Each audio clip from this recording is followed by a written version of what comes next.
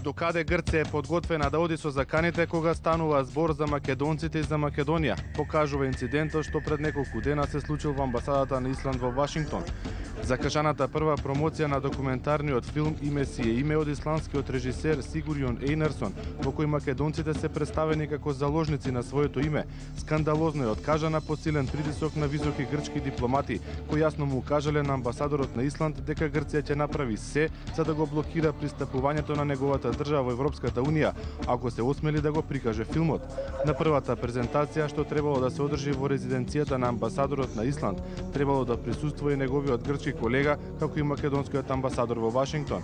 Ова е официјалната покана со која амбасадорот ги кани своите гости на прикажувањето на филмот Име си е име. Инцидентот за Канал 5 го потврди и режисерот на филмот Ейнарсон.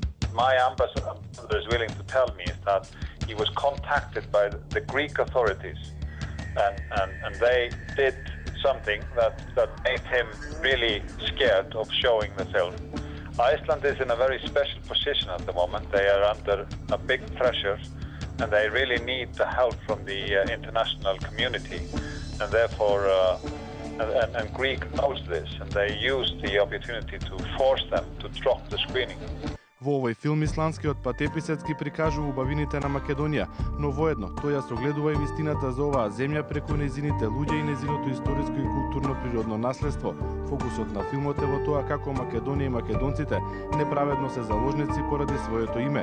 Ейнарсон вели дека овој инцидент нема да го сопре во понатамошното презентирање на филмот. The plan is now to put the film out on the international market. This was just the first screening and they really I know that the Greeks are really furious about this film and they really don't want it to come out. Исланд е земја која е несериозен кандидат за членство во Унијата. Досега ќе има исполнето неголемиот дел од условите за добивање статус полноправен член. Силна поддршка во незините аспирации за членство во Европската унија има во Шведска.